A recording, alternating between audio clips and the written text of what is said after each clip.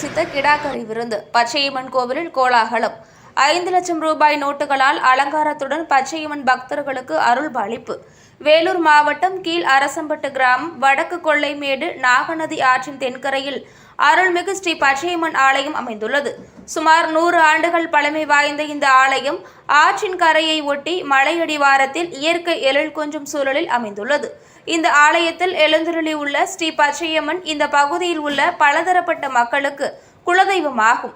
மேலும் ஊருக்கு கிராம தேவதையாகவும் அருள் பாவித்து வருகிறார்.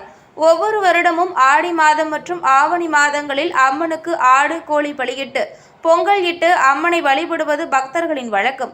அதன்படி இந்த வருடம் நடைபெற்ற ஆடி திருவிழாவில் 50க்கும் மேற்பட்ட ஆடு மற்றும் கோழிகள் பலியிடப்பட்டு அம்மனுக்கு படைக்கப்பட்டது. பின்பு அந்த இறைச்சி கொண்டு கோவிலுக்கு வந்த அனைத்து பக்தர்களுக்கும் கிடாக்கறி விருந்து வழங்கப்பட்டது.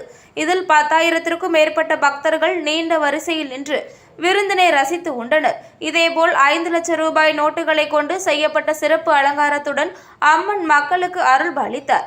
இந்நிகழ்ச்சியினை விழாக்குழு தலைவர் சரவணன் மற்றும் இளைஞர்கள் உள்ளிட்ட பொதுமக்கள் ஒன்று கூடி சிறப்பாக நடத்தினர்.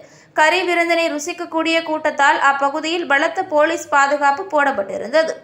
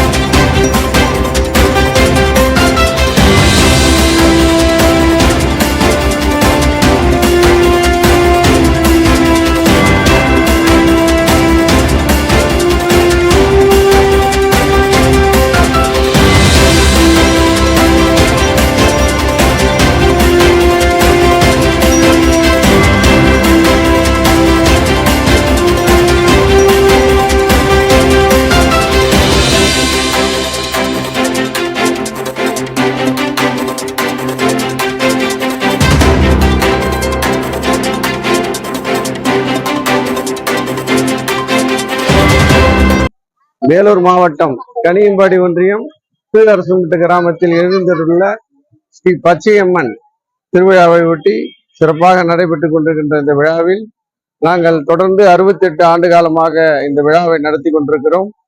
இது தொடர்ந்து இந்த 10 ஆண்டு காலமாக கடா விருந்து நடைபெற்றுக் கொண்டிருக்கிறது.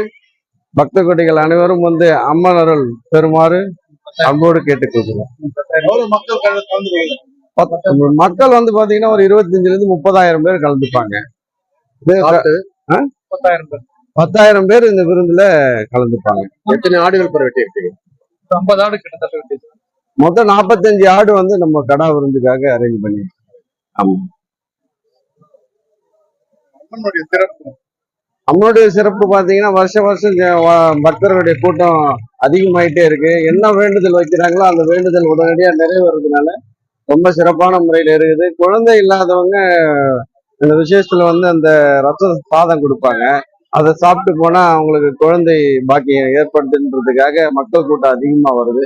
எந்த பிரச்சனையா இருந்தாலும் அவங்க கோரிக்கை வைக்கிறது உடனே நிறைவேறதுனால வருஷம் வந்து பக்தர்களுடைய எண்ணிக்கை கூடிக்கிட்டே தான் இருக்கு. எத்தனை நாள் இந்த இது நடக்குது திருவிழா? ஒரு நாள் தான், இன்னைக்கு ஒரு நாள் தாங்க. இன்னைக்கு ஒரு நாள். ஒரு பேரு புருஷோத்தமன். 5 லட்சம் ரூபாய் பண்ணிருக்கு.